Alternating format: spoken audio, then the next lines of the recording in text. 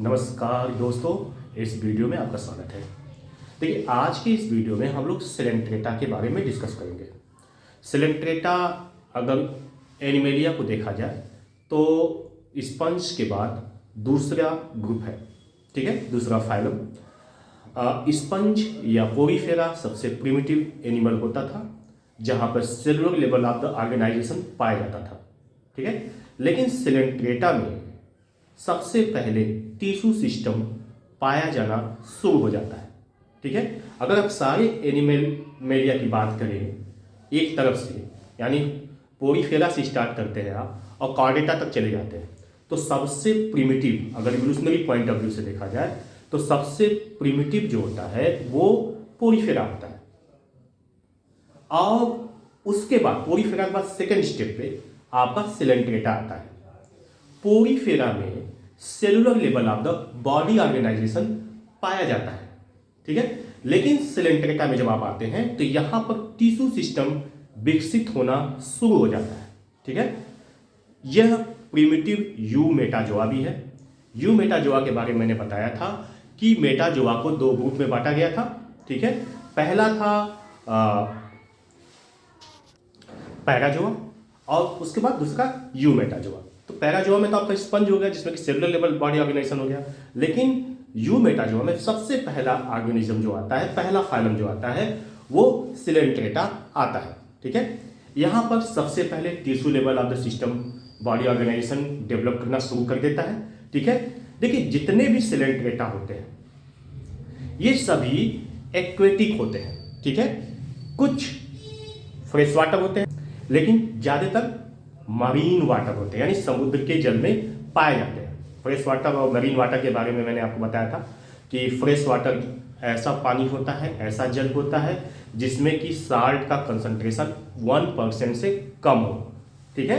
यानी 1% से जब कम नमक पाया जाए, डिफरेंट टाइप के साल्ट जब पानी में पाया जाता है तो वो फ्रेश वाटर होता है। लेकिन जब ये साल्ट का कंसंट्रेशन 3.5% से ज़्यादा हो जाता है तो वो मरीन वाटर या साल्टी वाटर होता है, ठीक है। अब आपका सवाल ये भी हो सकता है कि 1% और 3.5% के बीच में कैसा पानी होता है। तो ऐसे पानी को, ऐसे वाटर को हम ब्रेकिश वाटर बोलते हैं, मतलब जो रुका हुआ पानी होता है, जैसे तालाब वालाब का जो पानी होता है रुका हुआ होता है। और फ्लोटिंग वाटर जैसे नदी का पानी हुआ तो उसमें साल्ट कंसंट्रेशन काफ़ी कम होता है, 1% से कम होता है। वो फ्रेश वाटर एक्चुअली वही होता है, ठीक है।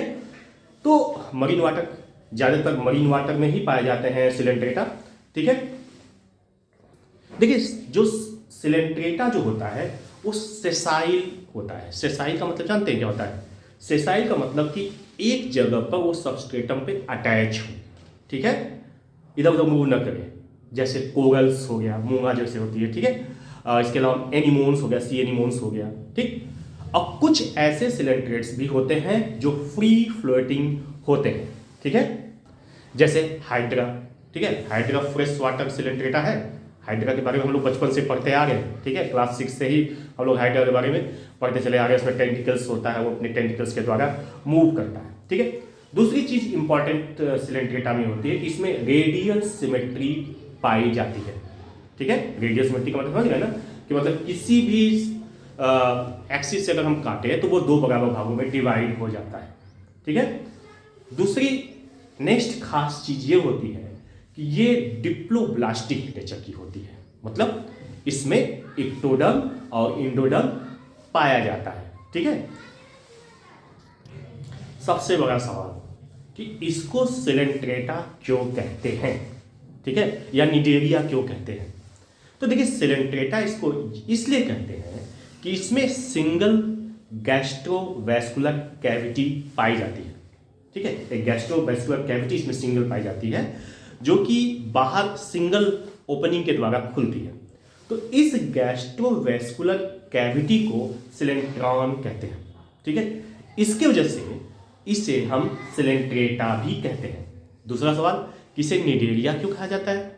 तो निडेरिया इसलिए कहा जाता है कि जितने भी सिलेंट्रेटा होते हैं लगभग सब में टेंटिकल्स पाया जाता है। उसकी आर्म्स होती हैं, मल्टीपल आर्म्स, टेंटिकल्स, ठीक है, ऐसे ऐसे ऐसे मूव करने के लिए, ठीक है। तो उस टेंटिकल्स में एक खास तरह की कोशिका पाई जाती है जिसको नीडोब्लास्ट या नीडोसाइट्स कहते हैं, ठीक है। ये नीडोब्लास्ट या नीडोसाइट्स जो होती है, यह मूवमेंट करने के लिए, किसी सबस्ट्रेटम पे अटैच होने के लिए, साथ ही साथ शिकार पकड़ने में सिलेंट्रेट्स की मदद करती है। नीडोसाइट सेल्स जो होती है टेंटिकल्स में पाई जाती है, ठीक है, उसमें चारों तरफ लगी रहती है, जैसा कि आपको फिगर में दिख रहा है, ठीक है। तो जो नीडोसाइट सेल्स होती है उसमें स्टिंगिंग कैप्सूल्स पाई जाती है, ठीक है, जिसको निमेटोसाइट्स कहते हैं, ठीक है। और ये नीडोसाइट्स या टेंटिकल्स, इसमें एक खास तरह का केमिकल टॉक्सिन भरा होता है, वेनम भरा होता है, जो कि शिकार मारने के लिए काम में आता है। अब देखिए नीडोब्लास्ट सेल्स का काम क्या होता है। पहला काम हो गया एंकरेज, मतलब किसी चीज पे, किसी सबस्ट्रेटम पे ये एंकरेज करने का काम करता है, पकड़ के चिपकने में सहायता करता है, ठीक है। दूसरा काम क्या होता है, इसके अलावा ये डिफेंस का भी काम करता है, यानी प्रतिरक्षा का भी काम करता है, ठीक। तीसरा काम होता है कैप्चर ऑफ प्रे, ठीक है, शिकार पकड़ने में हेल्प करता है कौन, नीडोब्लास्ट सेल्स, ठीक है। देखिए जो गैस्ट्रोवेस्कुलर कैविटी होती है, सिंगल गैस्ट्रोवेस्कुलर कैविटी होती है, ये बाहर की तरफ सिंगल ओपनिंग के द्वारा खुलती है, जिसको हम हाइपोस्टोम कहते हैं, ठीक है। क्या कहते हैं, hypostome.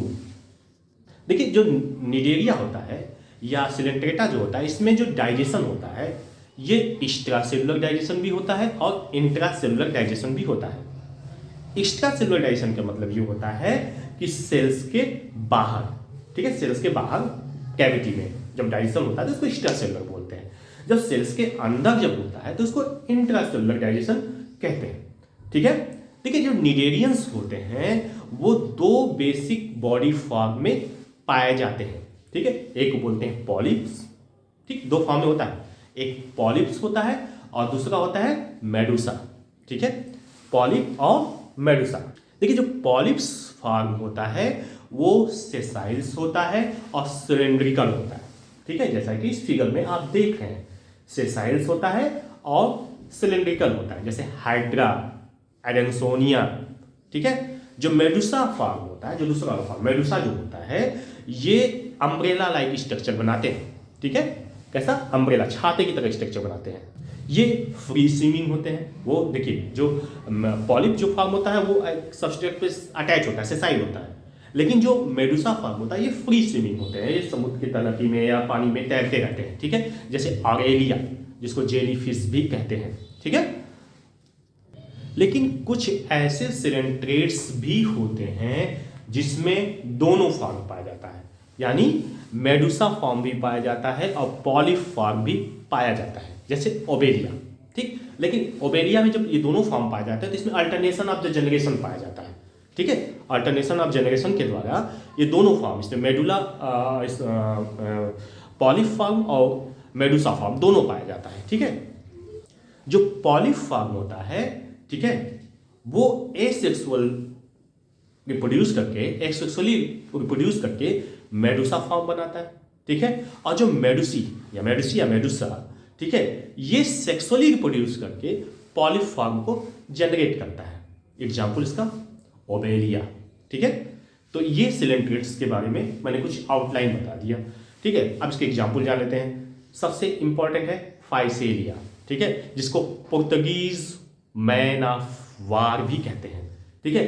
Portuguese man of war इसलिए कहते हैं कि इसमें खूब लंबा लंबा टेंटिकल्स पाया जाता है, समुद्र की तलहटी पे फ्लोएट करते रहते हैं, क्योंकि इसके अंदर कार्बन मोनोऑक्साइड भर जाती है और ये हवा के विंड के सहारे से ये समुद्र की तलहटी पे तैरते रहते हैं इस तरह से, और इसके टेंटिकल्स जो होते हैं ये पीछे की तरफ दूर तक फैल जाते हैं, और उसमें जो नीडोब्लास्ट सेल्स होती है वो मछलियों को मारने में, शिकार को मारने में वेनम के द्वारा हेल्प करती है। तो ये एक वारशिप की तरह होता है, इसीलिए इसको पुर्तगीज मैन ऑफ वार बोलते हैं, ठीक है। दूसरा है एडेंसिया बोल रहा हूँ, एडेंसिया को हम सी एनिमोन भी कहते हैं, ठीक है। और इसके बाद है पेनाटुला, ठीक है, जिसको सी पेन बोलते हैं, पेनाटुला, ठीक है। फिर उसके बाद गार्गेनिया, ठीक, जिसको सी फैन बोलते हैं, ये फिगर आप देखिए, सी फैन, ठीक। इसके बाद होता है मेंडेराइना, ठीक है, इसको ब्रेन्स कोरल भी बोलते हैं, ब्रेन कोरल, ठीक। और कोरल तो होता ही है, ठीक। तो हाइड्रा फ्रेश वाटर होता है, तो आप जानते हैं, हाइड्रा हो गया, एडेंसिया हो गया, ठीक है, हाइसेरिया हो गया, ठीक। तो ये सिलेंड्रेट्स के बारे में मैंने आपको कुछ आउटलाइन बता दिया, ये इंपॉर्टेंट करेक्टर है, एनसीईआरटी का पूरा वो है। इस बस ये वीडियो देखिए पर्याप्त है, इसके अलावा आपको कुछ भी सिलेंड्रेट्स के लिए देखना नहीं है, अगर आप नीट की तैयारी कर रहे हैं या सिविल सर्विसेज की तैयारी कर रहे हैं, ठीक है। यूपीएससी में भी काफ़ी हेल्पफुल आपका वीडियो, इसके अलावा आप पीजीटी टीजीटी की तैयारी कर रहे हैं तब भी जनरल नॉलेज के लिए भी काफ़ी इंपॉर्टेंट है, तो लगातार वीडियो देखते रहिए। इसका नोट्स अगर आपको चाहिए तो मेरे टेलीग्राम चैनल पे जाके इसकी पीडीएफ फाइल को डाउनलोड कर सकते हैं। थैंक यू, धन्यवाद।